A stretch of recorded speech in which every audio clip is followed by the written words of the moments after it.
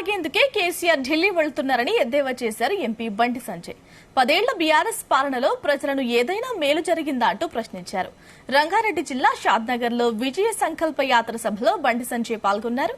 మూడోసారి ప్రధాని మోదీని ప్రధానిని చేయాలని కోరారు. అభిమానం సార్, నా కొడుకు పేరే నందమూరి తారక రామారావు పెట్టుకున్నా సార్ అని పేరు మార్చినప్పుడప్పుడే ఎవడన్నా పెట్టిన పేరును టికెట్ కోసం మార్చుకొని అజయరావు పేరును కల్వకుండా తారక రామారావు పెట్టి పడేసిండి కేసీఆర్. అయినా కింద మనల్ని మోసం చేస్తే మీరే ఓట్లేస్తారు, అవునా కదా? ఆ కేసీఆర్ ను గద్దె దించింది ఎవరు చెప్పన్నా? ఇలా రైతులకు వ్యతిరేకంగా కొట్టాడి జైలుకి పోయింది ఎవరన్నా? కాంగ్రెస్ పార్టీ కొట్లేసేదే చెప్పండి, ఎట్లా ఓట్లేసారు కాంగ్రెస్ పార్టీకి? ఇవాళ టీఎస్పీఎస్సీ పేపర్ లీక్ చేసిండే లేదా? 60 లక్షల మంది యువతను మొత్తం బతుకులు బర్బాద్ చేసిండ లేదా? కొట్లాడింది టీఎస్పీఎస్సీ పేపర్ కు వ్యతిరేక లీకేజ్ వ్యతిరేక కొట్లాడింది ఎవరు? మనం కొట్లాడినాం. లాటరీ దెబ్బలు తిన్నది వాళ్ళు, మనం కొట్లాడాం. కాంగ్రెస్ వాళ్ళు తిన్నారా? జైలుకి పోయారా? మరి వాళ్ళకి ఎట్లా ఓటేసిరే? ఇప్పుడు నేను జైలుకి పోయినా తెలుసా? నేను పేపర్ లీకేజ్ కేసు పెట్టారు. ఏ పేపర్ తెలుసా? ఏ పేపర్? నేను కుషేటువంటి science paper, maths paper leak చేసినట్టే కుషేటువంటి హిందీ పేపర్ లీక్ చేసిన కేసు పెట్టిన నా మీద. హిందీ పేపర్ లీక్ చేస్తారా? ఎవడన్నా లీక్ చేస్తారా? నీకు కేసీఆర్ చెప్పిన నకలు కొట్టడానికి నీకు అకలు ఉండాలి అన్న. హిందీ పేపర్ లీక్ చేసిన కేసు పెట్టిన కాంగ్రెస్ వాళ్ళు జైలుకి వెళ్ళరా?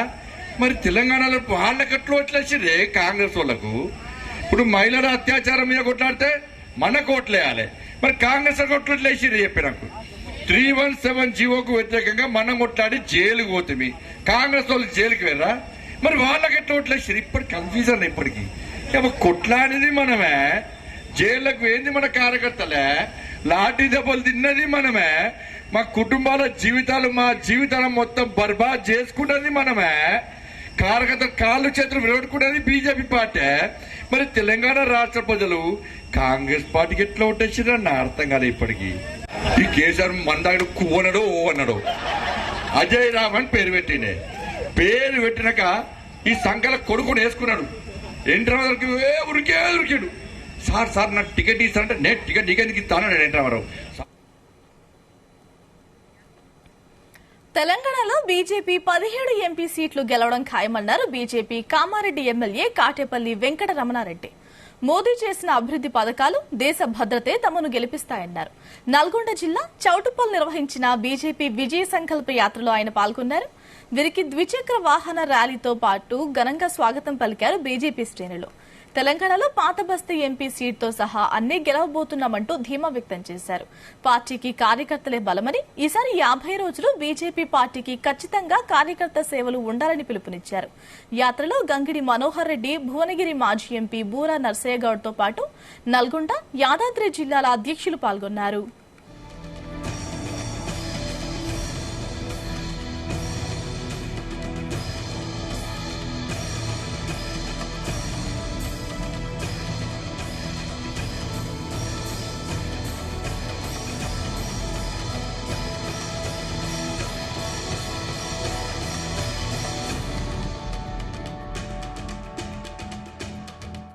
ఈ 6 గ్యారెంటీలను నేనేమీ చేయలేను అని చెప్పి పేపర్లలో వచ్చింది, బయట మాట్లాడినటువంటి ముఖ్యమంత్రి రేవంత్ రెడ్డి గారు. అన్న ఏదైనా సరే మాట ఇస్తే మాట మీద ఉండేది మోడీ గారు. మాట ఇచ్చిందంటే పని అయిపోతుంది. రాజకీయం వేరు, పరిపాలన వేరు అని చెప్పే వ్యక్తి మన ప్రధానమంత్రి నరేంద్ర మోడీ గారు. అన్న రాముని ఆదేశం కావచ్చు, మన నరేంద్ర మోడీ గారి సందేశం కావచ్చు, ప్రజలకు తెలియజేసేది ఇవాళ కేంద్రంలో 3వసారి మోడీ గారు ప్రధానమంత్రిగా కనీసం 400 సీట్లు పైబడి వచ్చే పరిస్థితి ఉండాలా, అందులో తెలంగాణ కూడా 10 ఉండాలనేది కోరిక. అన్న 10 మరి ఎట్లా వస్తుంది? పాత బస్సు కూడా వస్తుందా అని అంటున్నారు. ఒక్కరు రాజాసింగ్ గారి ఎమ్మెల్యే ఉన్నప్పుడే 4 ఎంపీలు వచ్చినాయి. దేశం మొత్తం మీద 2 సీట్లలో ఒక సీటు తెలంగాణ, కంబైన్డ్ ఆంధ్రప్రదేశ్ నుంచి మన తెలంగాణ నుంచి ఒక్క ఎంపీ సీట్ ఉన్నది. అటువంటి భారతీయ జనతా పార్టీ 303 సీట్లతోని ఇవాళ రెండవసారి ప్రభుత్వం ఏర్పాటు చేసింది. ఇప్పుడు 400 సీట్లతోని మూడవసారి ప్రభుత్వం ఏర్పాటు చేయడానికి ముందుకు పోతున్నారు. ఇవాళ నొడలు కొట్టుకుంటూ వచ్చి జబ్బలు చేసుకుంటూ వచ్చి పోయిన ముఖ్యమంత్రి ఇప్పుడు అయిన ముఖ్యమంత్రి ఇద్దరు కామారెడ్డికి వస్తే ఇద్దరిని మట్టి కల్పించి పంపించింది ఎవరన్నా? భారతీయ జనతా పార్టీ కార్యకర్తలన్నా. నేను కాదు, ప్రజలు అనుకుంటే కాందేమి లేదు. గత బై ఎలక్షన్ లో ఆ పార్టీ నుండి ఈ పార్టీని మెచ్చుకొని ఆ పార్టీని తిట్టి మళ్ళా ఈ పార్టీలోకి వచ్చి ఇందులో బై ఎలక్షన్ తీసుకొచ్చి మళ్ళీ ఇందులో నుంచి అందులోకి పోయి మళ్ళీ ఎలక్షన్ లో నిలబడ్డటువంటి నాయకులు అన్నటువంటి ప్రాంతం ఇది. ఈ 6 గ్యారెంటీలను నేను ఏమీ చేయలేను అని చెప్పి పేపర్లలో వచ్చింది, బయట మాట్లాడినటువంటి ముఖ్యమంత్రి రేవంత్ రెడ్డి గారు. అన్న ఏదైనా సరే మాట ఇస్తే మాట మీద ఉండేది మోడీ గారు.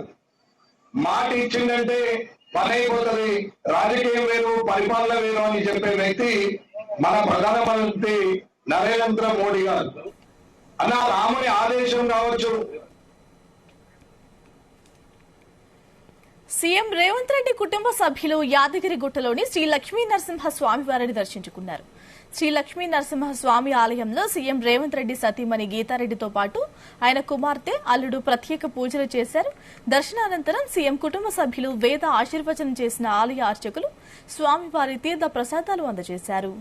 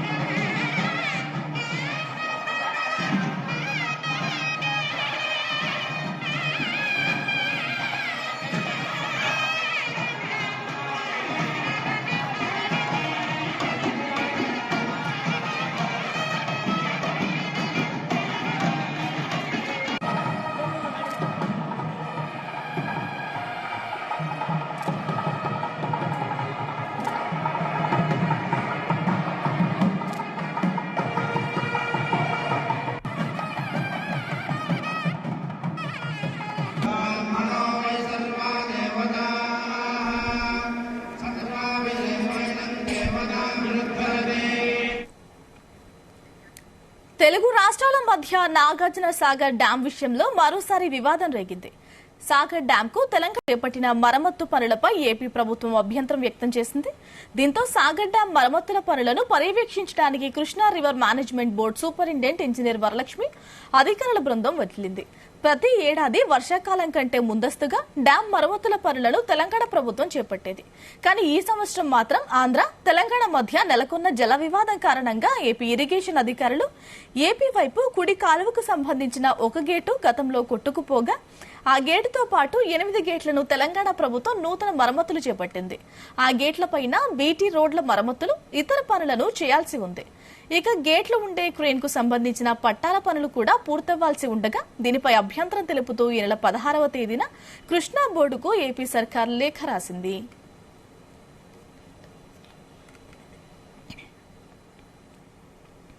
నల్గొండ జిల్లా నాగార్జున సాగర్ జలాశయాల్లో అరుదుగా కనిపించే నీటి కుక్కలు కనువిందు చేస్తున్నాయి.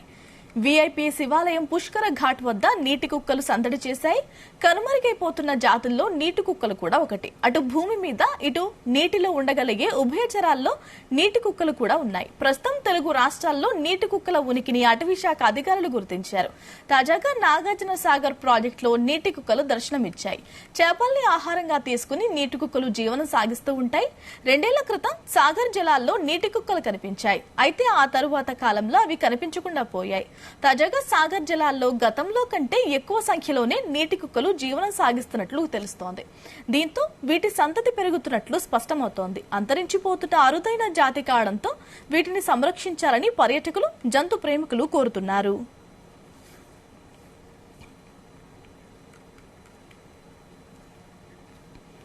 ఉమ్మడి చిత్తూరు జిల్లాలో తెలుగుదేశం పార్టీ అధినేత చంద్రబాబు నాయుడు సతీమణి నారా భువనేశ్వరి నిజం గెలవాలి కార్యక్రమం 2వ రోజు కొనసాగింది.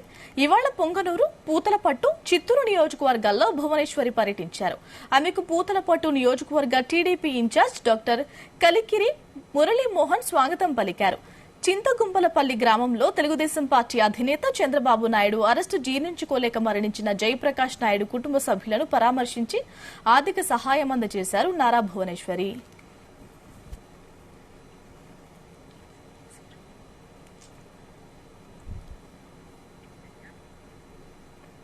రంగారెడ్డి జిల్లా మరికొండ మున్సిపాలిటీ చైర్మన్ పై పెట్టిన అవిశ్వాస తీర్మానం వీగిపోయింది. ప్రస్తుతం చైర్మన్ గా ఉన్న కస్తూరి నరేందర్ పనితీరు బాగాలేదని ఆయన్ని గద్దె దించాలన్న ఉద్దేశంతో స్థానిక కౌన్సిలర్లు కలిసి కలెక్టర్ కు ఫిర్యాదు చేశారు. ఇవాళ అవిశ్వాస తీర్మానం కోసం తేదీ ఖరారు చేశారు. అవిశ్వాసానికి 13 మంది కౌన్సిలర్ల కోరం అవసరం ఉండగా 10 మంది మాత్రమే హాజరయ్యారు. దీంతో కోరం లేక అవిశ్వాస తీర్మానం వీగిపోయింది. ఇందులో పాల్గొన్న ఆర్డీఓ, మున్సిపల్ కమిషనర్ తదితర ఉన్నతాధికారుల సమక్షంలో 2 సార్లు విపక్ష కౌన్సిలర్లకు అధికారులు ఛాన్స్ ఇచ్చినా అవిశ్వాసం నిరూపించుకోలేకపోయారు. దీంతో కస్తూరి నరేందర్ మళ్లీ చైర్మన్ గా కొనసాగనున్నారు. హైదరాబాద్ నగరంలో పలు బ్లడ్ బ్యాంకుల్లో డ్రగ్స్ కంట్రోల్ బ్యూరో అధికారులు ఆకస్మిక సోదాలు చేశారు. సికింద్రాబాద్, మహదీపట్నంతో పాటు బాలనగర్, హిమాయత్ నగర్, లకడీకపూల్, మలక్పేట్, ఉప్పల్, చైతన్యపురి, కోటిలోని 9 బ్లడ్ బ్యాంకుల్లో తనిఖీలు చేశారు అధికారులు. ఈ సోదాల్లో బ్లడ్ బ్యాంకుల్లో నిల్వ, రక్త సేకరణ పరీక్షల్లో పూర్తిగా లోపాలు ఉన్నట్లు నిర్ధారించారు. ప్లేట్లెట్స్ అలాగే ప్లాస్మా నిల్వలలో పూర్తిగా లోపాలు ఉన్నట్లు తేల్చారు. దీంతో 9 బ్లడ్ బ్యాంకులకు డ్రగ్స్ కంట్రోల్ బ్యూరో అధికారులు నోటీసులు జారీ చేశారు.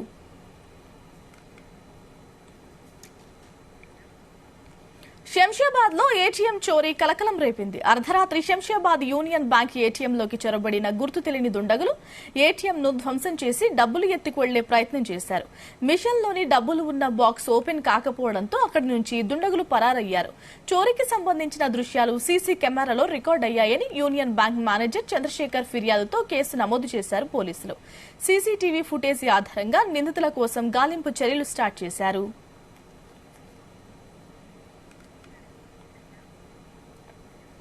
మత్తు పదార్థాలకు బానిసై దొంగతనాలకు పాల్పడుతున్న ముఠాను అల్వాల్ పోలీసులు అరెస్ట్ చేసి రిమాండ్కు తరలించారు. మేడ్చల్ జిల్లా అల్వాల్ పోలీస్ స్టేషన్ పరిధిలో తాళాలు వేసి ఉన్న ఇళ్లను లక్ష్యంగా చేసుకుని దొంగతనాలకు పాల్పడుతున్నారు.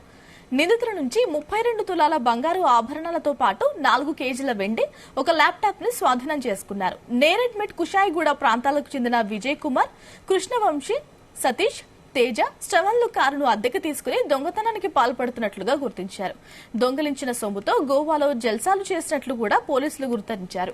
దొంగతనం చేసే ఇళ్లకు దూరంగా కారును నిలిపి హ్యాండ్ మిషన్ సహాయంతో తాళాలు కత్తిరించి దొంగతనాలకు పాల్పడుతున్నట్లుగా గుర్తించారు. 5 వ్యక్తుల ముఠాలో 2 పరారీలో ఉన్నట్లు తెలిపారు పోలీసులు.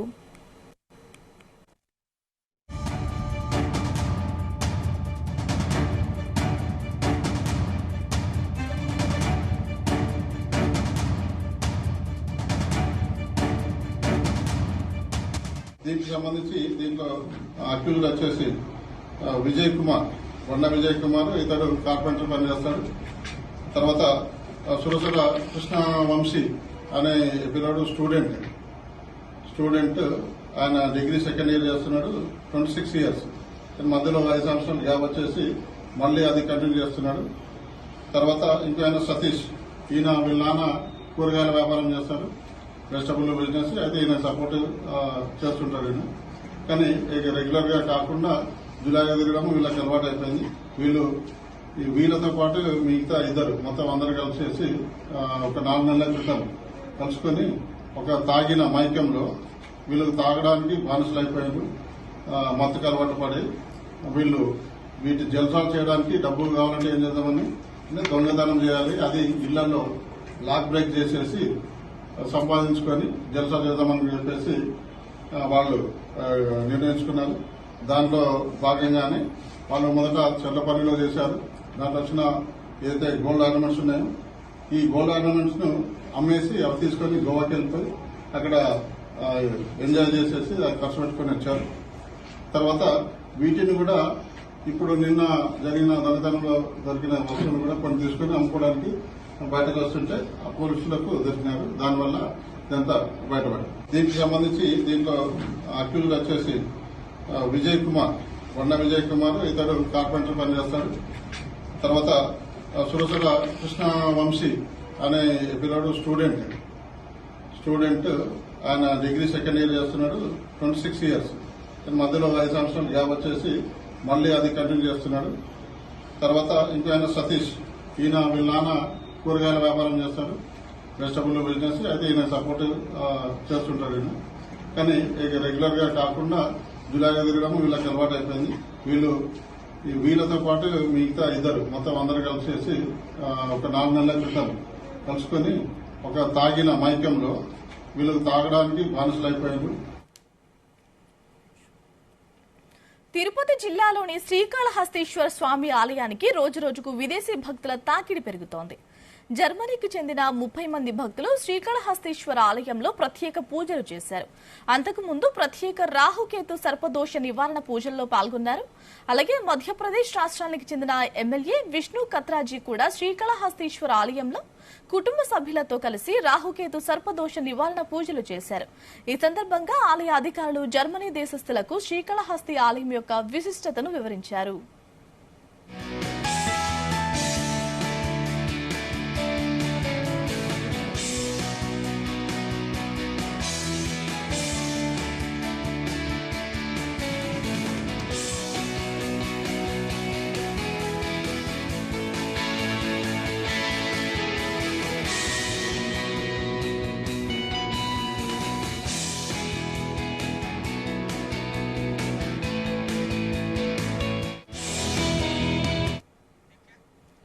సంగారెడ్డి జిల్లా అమీన్పూర్ మున్సిపల్ పరిధిలో సమ్మక్క సారలమ్మ జాతర మహోత్సవాలు ఘనంగా నిర్వహించారు. ఈ ఉత్సవాల్లో జోగిని శ్యామల బోనం ప్రత్యేక ఆకర్షణగా నిలిచింది. వివిధ జిల్లాల నుంచి వేల సంఖ్యలో భక్తులు హాజరై అమ్మవారిని దర్శించుకుని నిలువెత్తు బంగారాన్ని సమర్పిస్తున్నారు. మేడారం సమ్మక్క సారలమ్మ జాతరకు వెళ్లలేని భక్తులు అమీన్పూర్ పరిధిలోని సమ్మక్క సారలమ్మను దర్శించుకోవడం వల్ల మేడారంలో లభించే పుణ్యం లభిస్తుందని ఆలయ అధ్యక్షుడు నీలం భిక్షపతి తెలిపారు. 20 ఏళ్లుగా జాతరను ఘనంగా నిర్వహిస్తున్నామని ఆయన వివరించారు.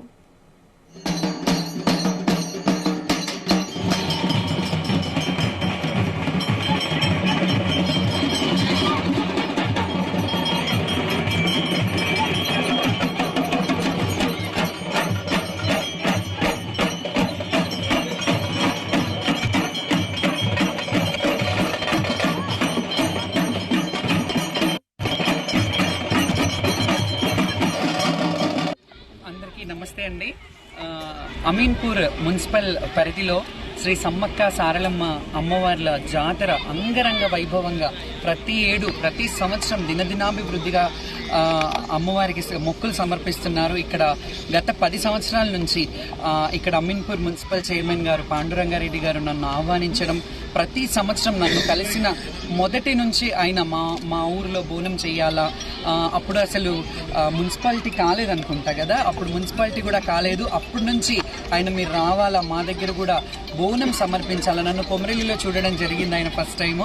అప్పటి నుంచి మా ఊరికి రావాలి, మా గ్రామానికి రావాలి, మీరు బోనం సమ్మక్క సారలమ్మకు పెట్టాలి. ఎందుకంటే అమ్మకి బంగారం ఎక్కిస్తారు, అంటే బెల్లంని బంగారంగా భావిస్తారు. అంటే మన తెలంగాణ ప్రజలు ఎంత అద్భుతమైన ప్రజలంటే. ఇవి బులెటిన్ అప్డేట్స్. Good night.